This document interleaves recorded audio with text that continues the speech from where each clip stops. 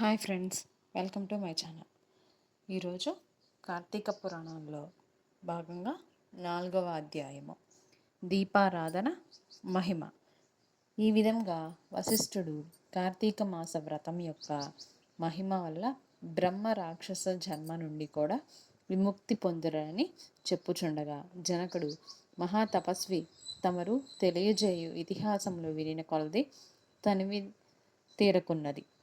కార్తీక మాసంలో ముఖ్యంగా ఏమేమి చేయవలనో, ఎవరిని ఉద్ధరించి పూజ చేయవలనో వివరింపు అని కోరగా వశిష్ఠుల వారు ఇట్లు చెప్పిరి. జనక, కార్తీక మాసమందు సర్వ సత్కార్యములను చేయవచ్చును. దీపారాధనము అందు అతి ముఖ్యము. దీని వలన మిగుల ఫలము పొందవచ్చును. శివకేశవుల ప్రీత్యర్థం శివాలయంలో కానీ విష్ణాలయమందు కానీ దీపారాధనను చేయవచ్చును. సూర్యాస్తమయ సమయం నందు అనగా సంధ్య చీకటపడు సమయమున శివకేశవుల సన్నిధిని గాని ప్రాకారం నందు గాని దీపము ఉంచిన వారు సర్వ పాపములను పోగొట్టుకొని వైకుంఠ ప్రాప్తిని పొందుదురు. కార్తీక మాసమందు హరిహరాదుల సన్నిధిలో ఆవునేతితో గాని కొబ్బరి నూనెతో గాని అవిసె నూనెతో గాని విప్ప నూనెతో గాని ఏది దొరకనప్పుడు ఆముదంతో గాని దీపం వెలిగించి ఉంచవలను. దీపారాధనయే ఏ నూనెతో చేసినను మిగుల పుణ్యాత్ములుగా భక్తిపరులుగాను అగుట కాక అష్టైశ్వర్యములు కలిగి శివసన్నిధికి చేరుదురు. ఇందుకు ఒక కథ గలదు, వినుము. శత్రజిత్తుని కథ. పూర్వము పాంచాల దేశమును పాలించుచున్న రాజుకు సంతతి లేక అనేక యజ్ఞ యాగాదులు చేసి తుదకు విసుగు చెంది గోదావరి తీరమున నిష్ఠతో తపమ్ము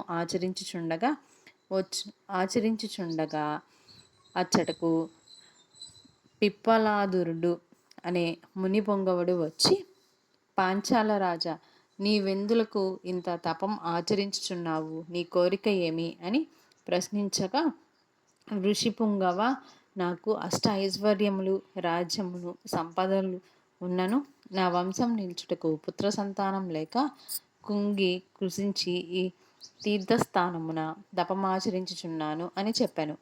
అంత మునిపుంగవుడు, ఓయి కార్తీక మాసమున శివసన్నిధికి శివదేవుని ప్రీతి కొరకు దీపారాధనము చేసిన ఎడల నీ కోరిక నెరవేరగలదు అని చెప్పి వడలిపోయాను. వెంటనే పాంచాల రాజు తన దేశమునకు వడలి పుత్రప్రాప్తికై అతి భక్తితో శివాలయంన కార్తీక మాసం 4 రోజులు దీపారాధన చేయించి దాన ధర్మాలతో నియమానుసారంగా వ్రతము చేసి ప్రసాదాలను ప్రజలకు పంచిపెట్టుచు విడవకుండా నెల దినములు అటుల చేసెను.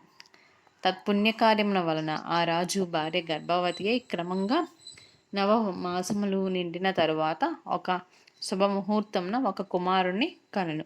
రాజకుటుంబీకులు మిగులు సంతసించి తన దేశమంతటియు పుత్రోత్సాహమును చేయించి బ్రాహ్మణులకు దాన ధర్మములు చేసి ఆ బాలనకు శత్రజిత్తు అని నామకరణం చేయించి అమిత ఆనందం కలిగినందువలన తమ దేశమంతటను ప్రతి సంవత్సరము కార్తీక మాస వ్రతములు దీపారాధనలు చేయమని రాజు శాసించెను. రాజకుమారుడు శత్రజిత్తు దినదిన ప్రవర్ధమానుడగుచు సకల శాస్త్రములు చదివి ధనుర్విద్య, కత్తిసాము మొదలగుని నేర్చుకొనెను. కానీ యవ్వనం రాగానే దుష్టుల సహవాసం చేతను తల్లిదండ్రుల గారాభం చేతను తన కంటికి ఇంపగు స్త్రీలను బలాత్కరించుచు ఎదిరించిన వారిని దండించుచు తన వాంఛ తీర్చుకొనుచుండెను. తల్లిదండ్రులు కూడా తమకు లేక కలిగిన కుమారుడు అని తలచి చూచి చూడనట్లు విన్నట్లు ఉండిరి. శత్రజిత్తు తన రాజ్యంలో తమ కార్యములకు అడ్డు చెప్పువారలను నరుకుతూ కత్తి పట్టుకొని ప్రజలకు భయకంపితులను చేయుచుండెను. అటులా తిరుగుచుండగా ఒకానొక దినమున బ్రాహ్మణ పడుచు చూచి తటస్థించెను. ఆమె ఒక ఉత్తమ బ్రాహ్మణుని భార్య, మిగుల రూపవతి. ఆమె అందచందములు వర్ణించుట మన్మధునకైనను శక్యం కాదు. అట్టి స్త్రీ కంటపడగానే రాజకుమారుని మతి మందగించి కొయ్యబొమ్మ వలె నిశ్చేష్టుడై కామ వికారంతో ఆమెను సమీపించి తన కామవాంఛ తెలియజేసెను. ఆమె కూడా అతని సౌందర్యానికి ముగ్ధురాలై కులము శీలము సిగ్గు విడిచి అతని చెయ్యి పట్టుకొని తన శయన మందిరానికి తీసుకుపోయి భోగంలో అనుభవించెను. ఇట్లా ఒకరి ఒకరి ప్రేమలో పరవశములొకడు చేట వారు ప్రతి దినము అర్ధరాత్రి వేళ ఒక అజ్ఞాత స్థలంలో కలుసుకొనుచు తమ కామవాంఛ తీర్చుకొంచుండేది. ఇట్లా కొంతకాలం జరిగెను.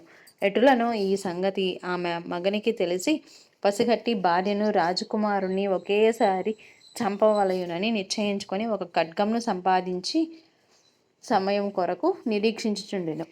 ఇట్లుండగా కార్తీక శుద్ధ పౌర్ణమి రోజున ఆ ప్రేమికులిరువురును శివాలయంలో కలుసుకోవాలని నిశ్చయించుకొండ్రి. ఎవరికి వారు రహస్య మార్గమున బయలుదేరిరి. ఈ సంగతి ఎట్లో పసిగట్టిన బ్రాహ్మణుడు అంతకుముందే కత్తితో సహా బయలుదేరి గర్భగుడిలో దాగియుండెను.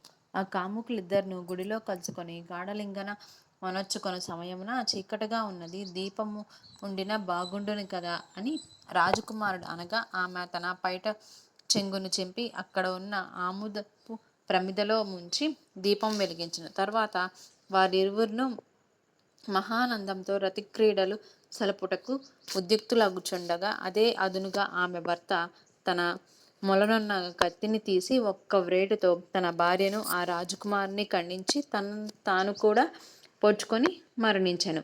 వారి పుణ్యం కొలది ఆ రోజు కార్తీక శుద్ధ పౌర్ణమి సోమవారం అగుట వలన ఆ రోజు ముగ్గురును చనిపోవటం వలన శివదూతలు ప్రేమికులిరువురిని తీసుకుపోవుటకు యమదూతలు బ్రాహ్మణుని తీసుకుపోవుటకు అక్కడికి వచ్చరి. అంత యమదూతలను చూసి బ్రాహ్మణుడు, ఓ దూతలారా, నన్ను తీసుకుని వెళ్ళుటకు మీరు వచ్చితిరి. కామాంధకారంతో కన్ను మిన్ను తెలియక పశుప్రాయంగా వ్యవహరించిన ఆ వ్యభిచారుల కొరకు శివదూతల విమానంలో వచ్చుట ఎలా చిత్రంగా ఉన్నదే అని ప్రశ్నించెను. అంత యమకింకర్లు, ఓ బాపడా, వారు ఎంతటి నీచులైనను ఈ పవిత్ర దినమున అనగా కార్తీక పౌర్ణమి సోమవారం దినమున తెలుసో తెలియకో శివాలయంలో శివుని సన్నిధిన దీపం వెలిగించుట వలన అప్పటి వరకు వారు చేసిన పాపములన్నీ నశించిపోయినవి. కావున వారిని కైలాసమునకు తీసుకొని పోవుటకు శివదూతలు వచ్చినారు అని చెప్పగా ఈ సంభాషణ అంతయు వినుచున్న రాజకుమారుడు, అలా ఎన్నటికీ జరగనివ్వను. తప్పొప్పులు ఎలాగొన్నప్పటికీ మేము ముగ్గురము ఒకే సమయంలో ఒకే స్థలంలో మరణించితిమి కనుక ఆ ఫలము మా అందరికీ వర్తించవలసిందే అని తాము చేసిన దీపారాధన ఫలంలో కొంత ఆ బ్రాహ్మణునికి దానం చేశాను. వెంటనే అతన్ని కూడా పుష్పక విమానం ఎక్కించి శివ సాన్నిధ్యమునకు చేర్చిరి.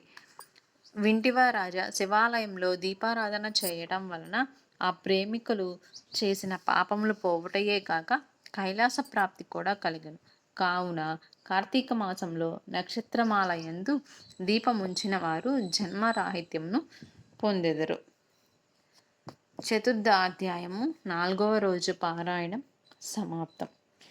ఈ విధంగా కార్తీక మాసంలో ప్రతిరోజు శివాలయంలో కానీ విష్ణువాలయంలో కానీ సాయంత్రం సమయంలో దీపారాధన కనుక చేసినట్లయితే మనకు చాలా మంచి జరుగుతుంది. మన కుటుంబం కూడా సంతోషంగా ఉంటుంది. ఈరోజు నాగుల చవితి అయిపోయింది. రేపు నాగుల పంచమి కాబట్టి రేపు కూడా పుట్టలో పాలు పోయడం వల్ల మనకు ఎలాంటి దోషాలు ఉన్నా కూడా తొలగిపోతాయి. Thank you friends.